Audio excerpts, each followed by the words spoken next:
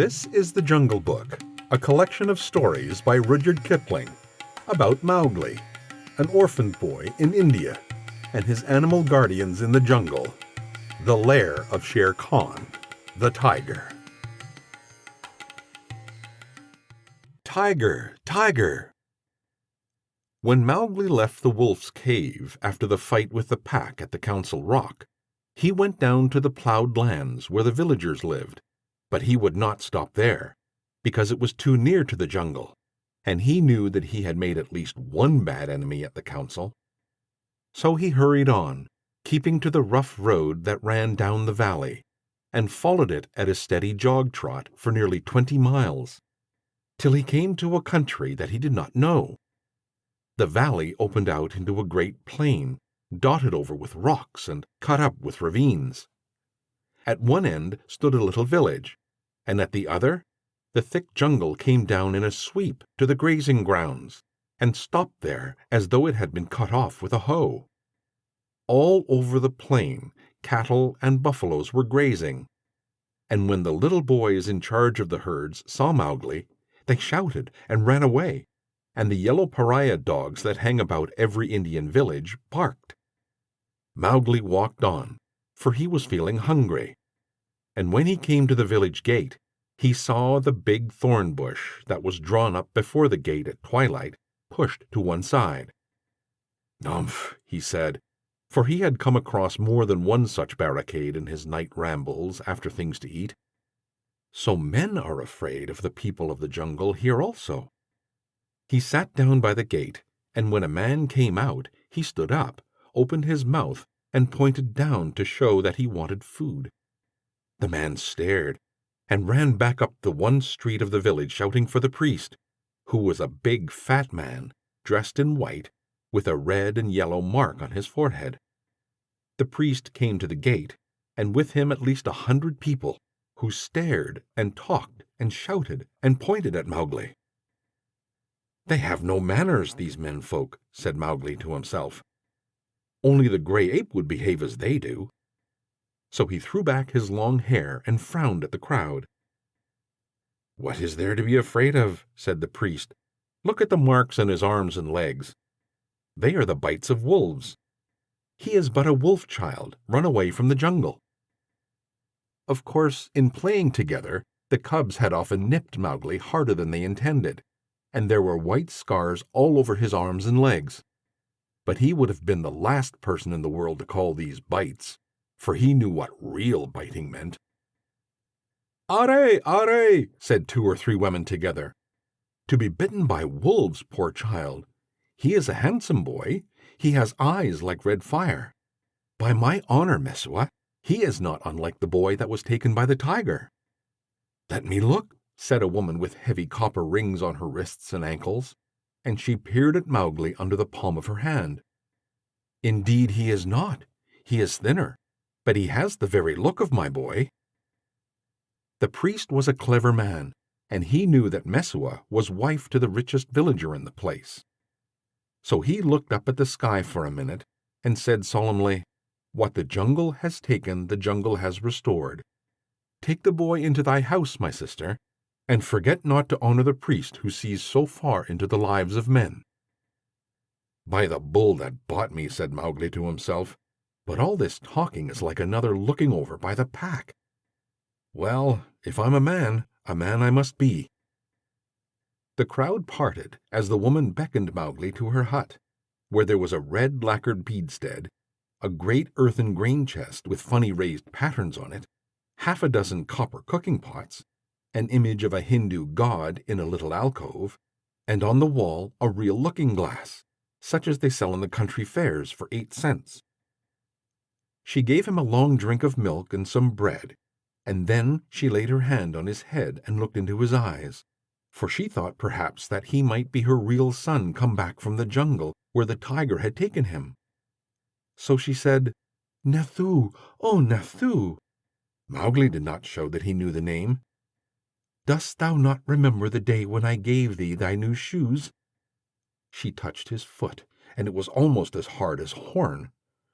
"No," she said sorrowfully, "those feet have never worn shoes. but thou art very like my Nathu, and thou shalt be my son." Mowgli was uneasy, because he had never been under a roof before. But as he looked at the thatch, he saw that he could tear it out at any time if he wanted to get away, and that the window had no fastenings. "What is the good of a man," he said to himself at last, "if he does not understand man's talk? Now I am as silly and dumb as a man would be with us in the jungle. I must speak their talk."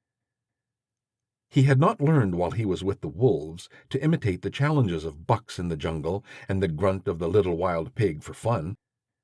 So, as soon as Mesua pronounced a word, Mowgli would imitate it almost perfectly, and before dark he had learned the name of many things in the hut. There was a difficulty at bedtime, because Mowgli would not sleep under anything that looked so like a panther trap as that hut, and when they shut the door he went through the window. "Give him his will," said Mesua's husband. "Remember, he can never till now have slept on a bed. If he is indeed sent in the place of our son, he will not run away." So Mowgli stretched himself in some long, clean grass at the edge of the field, but before he closed his eyes a soft gray nose poked him under the chin. "Whew!" said Gray Brother. He was the eldest of Mother Wolf's cubs. "This is a poor reward for following thee 20 miles.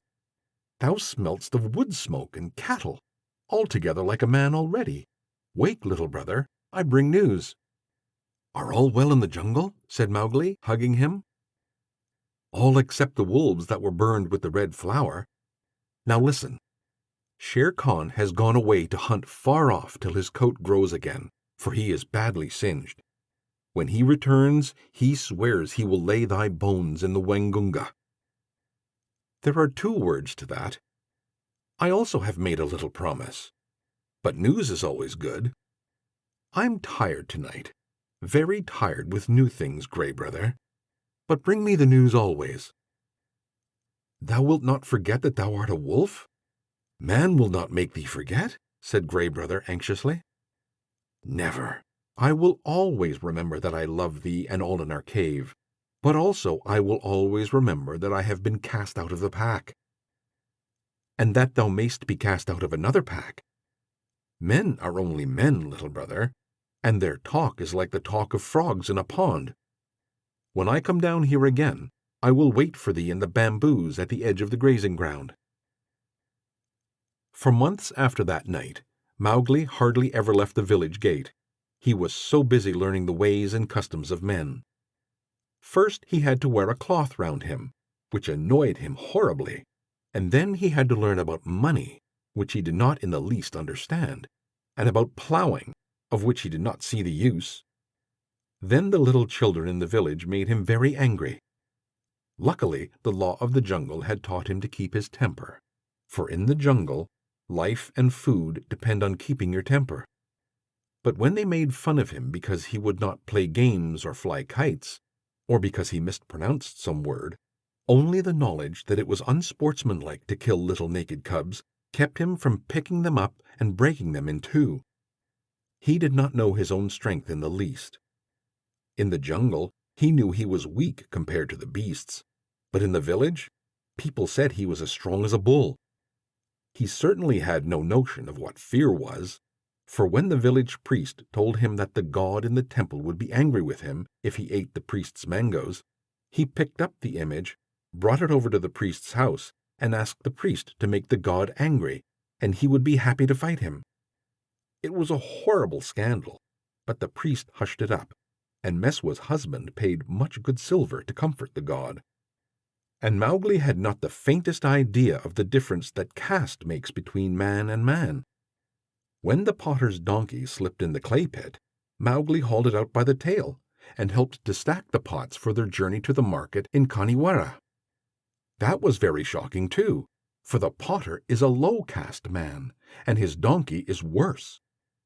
When the priest scolded him, Mowgli threatened to put him on the donkey too, and the priest told Meswa's husband that Mowgli had better be set to work as soon as possible, and the village headman told Mowgli that he would have to go out with the buffaloes next day and herd them while they grazed. No one was more pleased than Mowgli, and that night Because he had been appointed a servant of the village, as it were, he went off to a circle that met every evening on a masonry platform under a great fig tree. It was the village club, and the head man and the watchman and the barber, who knew all the gossip of the village, and old Buldeo, the village hunter, who had a tower musket, met and smoked. The monkeys sat and talked in the upper branches, and there was a hole under the platform where a cobra lived, and he had his little platter of milk every night because he was sacred. And the old men sat around the tree and talked and pulled at the big hookahs, the water pipes, till far into the night. They told wonderful tales of gods and men and ghosts, and Buldeo told even more wonderful ones of the ways of beasts in the jungle, till the eyes of the children sitting outside the circle bulged out of their heads. Most of the tales were about animals, for the jungle was always at their door. The deer and the wild pig grubbed up their crops, and now and again the tiger carried off a man at twilight, within sight of the village gates. Mowgli, who naturally knew something about what they were talking of, had to cover his face not to show that he was laughing, while Buldeo, the tower musket across his knees, climbed on from one wonderful story to another, and Mowgli's shoulders shook. Buldeo was explaining how the tiger that had carried away Meswa's son was a ghost tiger, and his body was inhabited by the ghost of a wicked old moneylender who had died some years ago. And I know that this is true, he said, because Purun Das always limped from the blow that he got in a riot when his account books were burned, and the tiger that I speak of, he limps too, for the tracks of his pads are unequal. True, true, that must be the truth, said the greybeards, nodding together. Are all these tales such cobwebs and moon talk? Said Mowgli. That tiger limps because he was born lame, as everyone knows. To talk of the soul of a moneylender in a beast that never had the courage of a jackal is child's talk. Buldeo was speechless with surprise for a moment, and the head man stared. "Oho, it is the jungle brat, isn't it?" said Buldeo. "If thou art so wise, better bring his hide to Kaniwara, for the government has set 100 rupees on his life. Better still, talk not when thy elders speak." Mowgli rose to go. "All the evening I have lain here listening," he called back over his shoulder, "and except once or twice, Buldeo has said not one word of truth concerning the jungle, which is at his very doors. How then shall I believe the tales of ghosts and gods and goblins, which he says he has seen?" "It is full time that the boy went to herding," said the head man, while Buldeo puffed and snorted at Mowgli's impertinence. The custom of most Indian villages is for a few boys to take the cattle and buffaloes out to graze in the early morning, and bring them back at night, and the very cattle that would trample a white man to death allow themselves to be banged and bullied and shouted at by children that hardly come up to their noses. So long as the boys keep with the herds, they are safe, for not even the tiger will charge a mob of cattle. But if they straggle to pick flowers or hunt lizards, they are sometimes carried off. Mowgli went through the village street in the dawn, sitting on the back of Rama, the great herd bull, and the slaty blue buffaloes, with their long backward-sweeping horns and savage eyes, rose out of their byres, one by one, and followed him. And Mowgli made it very clear to the children with him that he was the master. He beat the buffaloes with a long polished bamboo, and told Kamya, one of the boys, to graze the cattle by themselves, while he went on with the buffaloes, and to be very careful not to stray away from the herd. An Indian grazing ground is all rocks and scrubs and tussocks and little ravines, among which the herders scatter and disappear. The buffaloes generally keep to the pools and muddy places, where they lie wallowing or basking in the warm mud for hours. Mowgli drove them on to the edge of the plain, where the Wengunga came out of the jungle. Then he dropped from Rama's neck, trotted off to a bamboo clump, and found Grey Brother. "Ah," said Grey Brother, "I have waited here very many days. What is the meaning of this cattle herding work?" "It is in order," said Mowgli. I am a village herd for a while.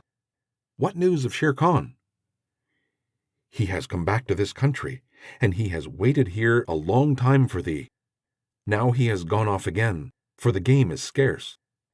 But he means to kill thee." "Very good," said Mowgli. "So long as he is away, do thou or one of the four brothers sit on that rock, so that I can see thee as I come out of the village. When he comes back, wait for me in the ravine by the dock tree in the center of the plain. We need not walk into Shere Khan's mouth." Then Mowgli picked out a shady place and lay down and slept while the buffaloes grazed around him. Herding in India is one of the laziest things in the world. The cattle move and crunch and lie down and move on again, and they do not even low.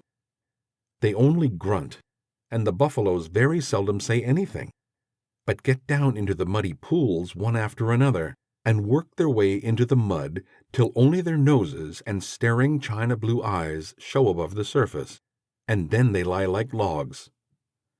The sun makes the rocks dance in the heat, and the herd children hear one kite, never any more, whistling almost out of sight, overhead, and they know that if they died, or a cow died, that kite would sweep down, and the next kite miles away would see him drop and follow, and the next, and almost before they were dead, there would be a score of hungry kites come out of nowhere. Then they sleep, and wake and sleep again, and weave little baskets of dried grass and put grasshoppers in them, or catch 2 praying mantises and make them fight, or string a necklace of red and black jungle nuts, or watch a lizard basking on a rock, or a snake hunting a frog near the wallows. Then they sing long, long songs with odd native quavers at the end of them, and the day seems longer than most people's whole lives. And perhaps they make a mud castle with mud figures of men and horses and buffaloes, and put reeds into the men's hands, and pretend that they are kings and the figures are their armies, or that they are gods to be worshipped. Then evening comes, and the children call, and the buffaloes lumber up out of the sticky mud, with noises like gunshots going off one after the other, and they all string across the gray plain back to the twinkling village lights. Day after day Mowgli would lead the buffaloes out of their wallows, and day after day he would see Gray Brothers back 1.5 miles away across the plain, so he knew that Shere Khan had not come back.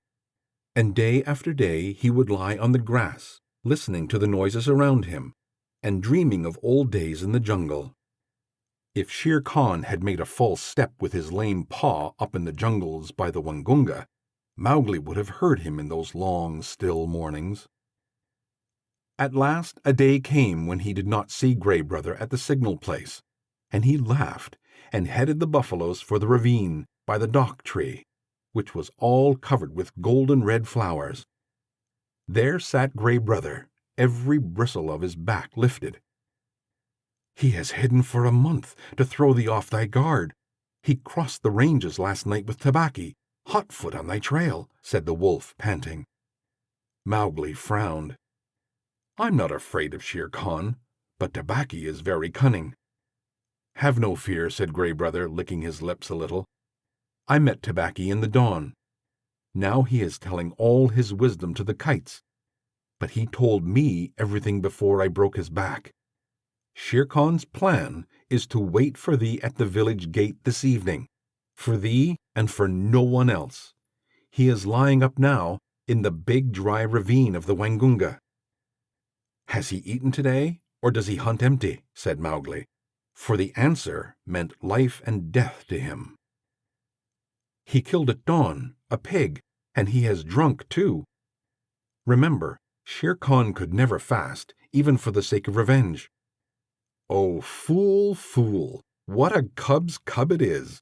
Eaten and drunken too, and he thinks that I shall wait till he has slept. Now, where does he lie up? If there were but 10 of us, we might pull him down as he lies. These buffaloes will not charge unless they wind him, and I cannot speak their language. Can we get behind his track so that they may smell it?" "He swam far down the Waingunga to cut that off," said Gray Brother. "Tabaqui told him that, I know. He would never have thought of it alone.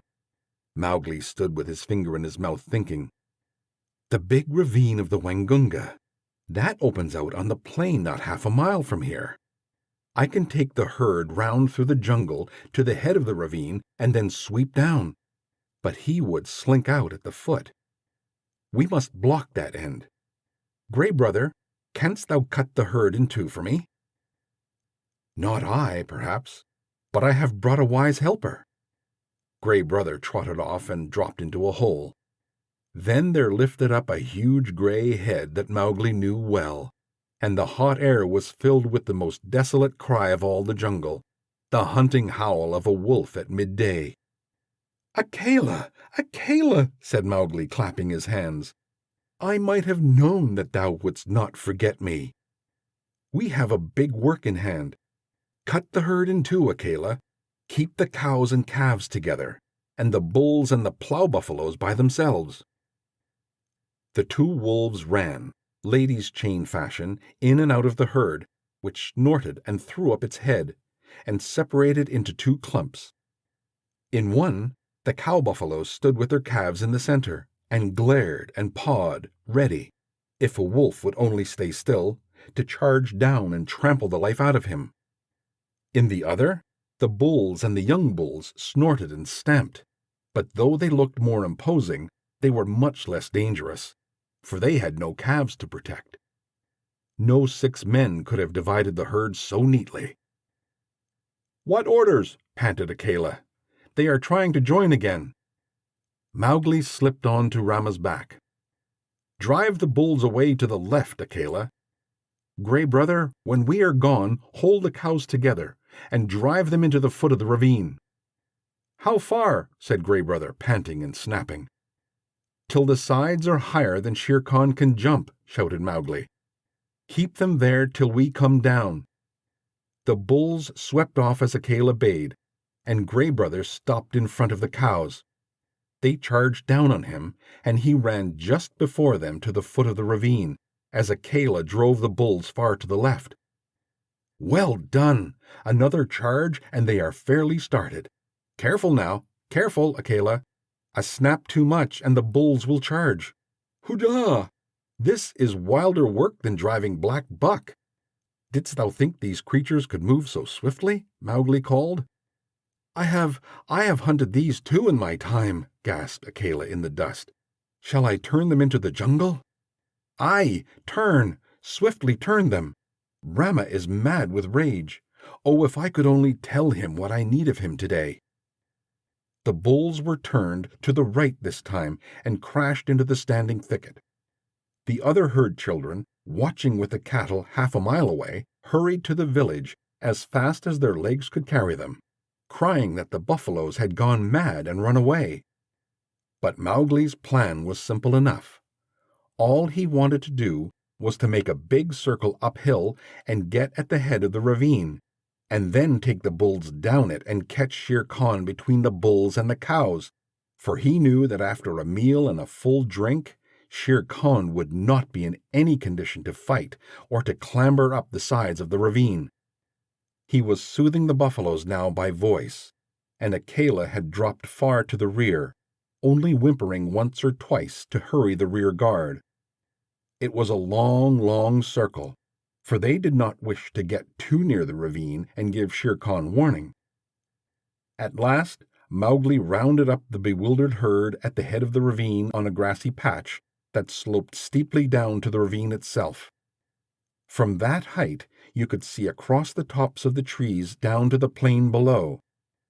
But what Mowgli looked at was the sides of the ravine, and he saw with a great deal of satisfaction that they ran nearly straight up and down, while the vines and the creepers that hung over them would give no foothold to a tiger who wanted to get out. Let them breathe, Akela, he said, holding up his hand.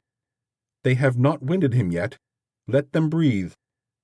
I must tell Shere Khan who comes. We have him in a trap.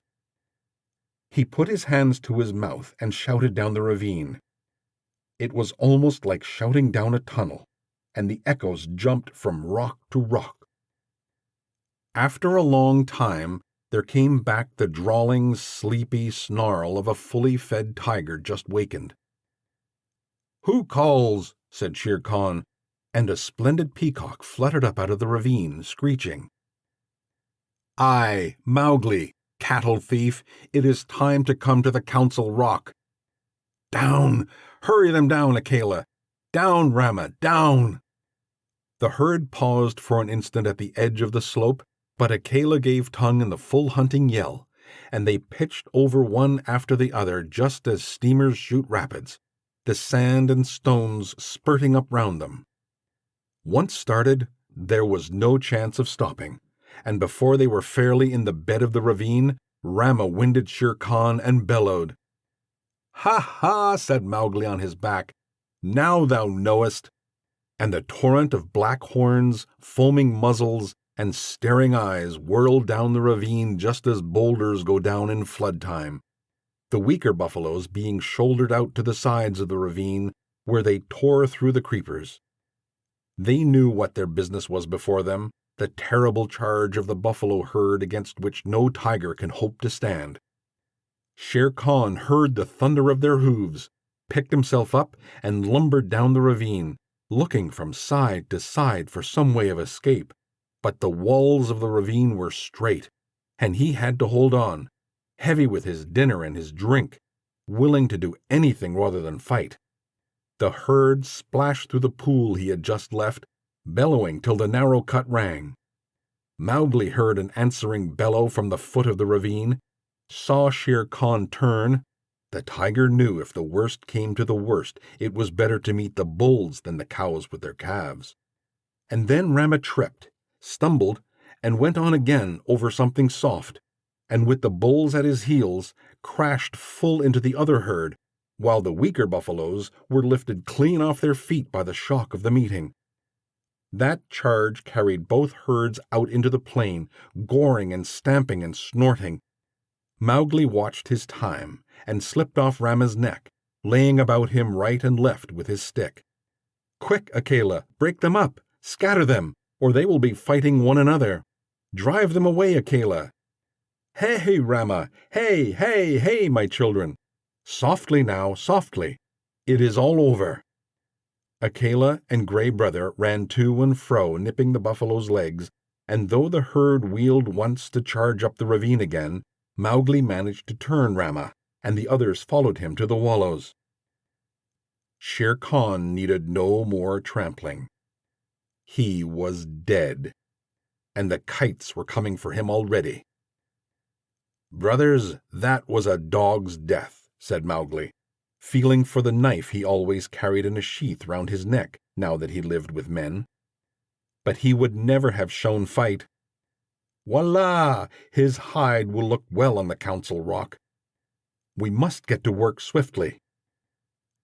A boy trained among men would never have dreamed of skinning a 10-foot tiger alone, but Mowgli knew better than anyone else how an animal's skin is fitted on, and how it can be taken off. But it was hard work, and Mowgli slashed and tore and grunted for an hour, while the wolves lolled out their tongues, or came forward and tugged as he ordered them. Presently a hand fell on his shoulder, and looking up, he saw Buldeo with a Tower musket.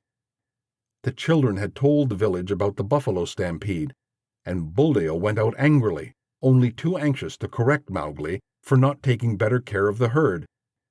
The wolves dropped out of sight as soon as they saw the man coming. "What is this folly?" said Buldeo angrily. "To think that thou canst skin a tiger? Where did the buffaloes kill him? It is the lame tiger, too, and there is 100 rupees on his head. Well, well, we will overlook thy letting the herd run off, and perhaps I will give thee one of the rupees of the reward when I have taken the skin to Kaniwara." He fumbled in his waistcloth for flint and steel and stooped down to singe Shere Khan's whiskers. Most native hunters always singe a tiger's whiskers to prevent his ghost from haunting them. Said Mowgli, half to himself, as he ripped back the skin of a forepaw. "So thou wilt take the hide to Kaniwara for the reward, and perhaps give me 1 rupee? Now it is in my mind that I need this skin for my own use.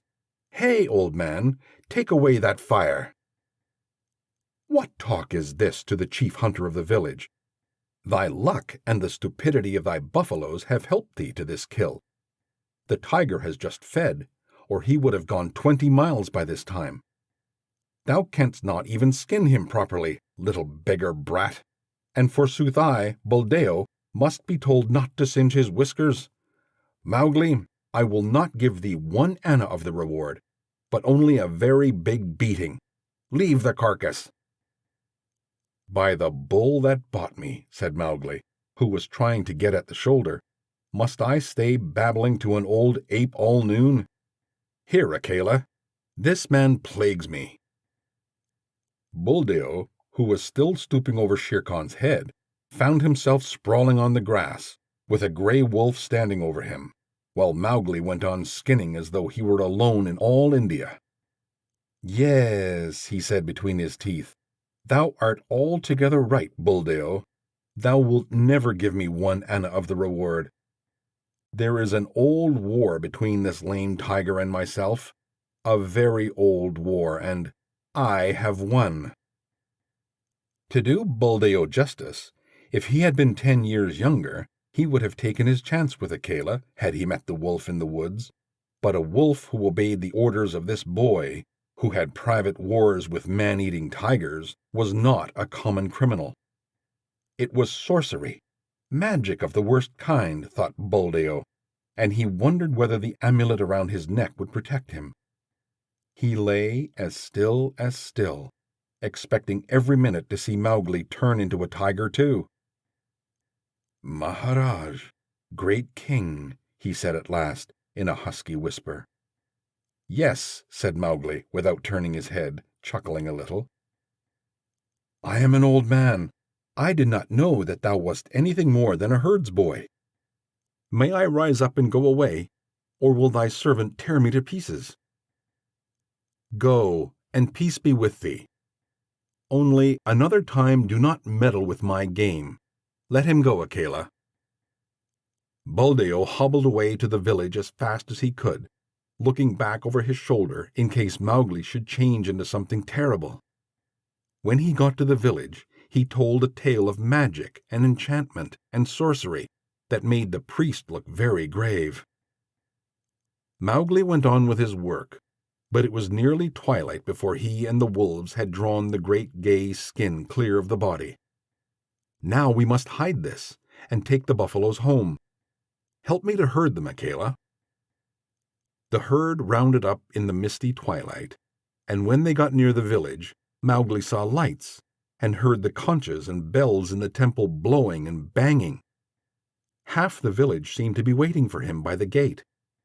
"That is because I have killed Shere Khan," he said to himself. But a shower of stones whistled about his ears, and the villagers shouted, "Sorcerer! Wolf's brat! Jungle demon! Go away! Get hence quickly, or the priest will turn thee into a wolf again. Shoot, Buldeo, shoot!" The old tower musket went off with a bang, and a young buffalo bellowed in pain.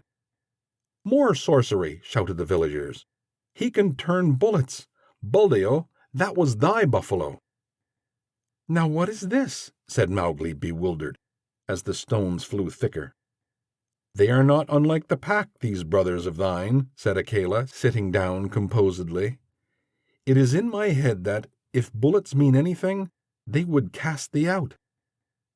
"Wolf! Wolf's cub! Go away!" shouted the priest, waving a sprig of sacred tulsi plant. "Again? Last time it was because I was a man. This time it is because I am a wolf. Let us go, Akela." A woman, it was Mesua, ran across to the herd and cried, "Oh, my son, my son! They say thou art a sorcerer who can turn himself into a beast at will. I do not believe, but go away, or they will kill thee. Buldeo says thou art a wizard, but I know thou hast avenged Nathu's death." "Come back, Mesua!" shouted the crowd. "Come back, or we will stone thee." Mowgli laughed a little short, ugly laugh, for a stone had hit him in the mouth. Run back, Meswa. This is one of the foolish tales they tell under the big tree at dusk. I have at least paid for thy son's life. Farewell, and run quickly, for I shall send the herd in more swiftly than their brickbats. I am no wizard, Meswa. Farewell. Now, once more, Akela, he cried. Bring the herd in. The buffaloes were anxious enough to get to the village. They hardly needed Akela's yell, but charged through the gate like a whirlwind, scattering the crowd left and right. Keep count, shouted Mowgli scornfully. It may be that I have stolen one of them. Keep count, for I will do your herding no more. Fare you well, children of men, and thank Meswa that I do not come in with my wolves and hunt you up and down your street. He turned on his heel and walked away with the lone wolf, and as he looked up at the stars he felt happy. No more sleeping in traps for me, Akela. Let us get Shere Khan's skin and go away. No, we will not hurt the village, for Meswa was kind to me.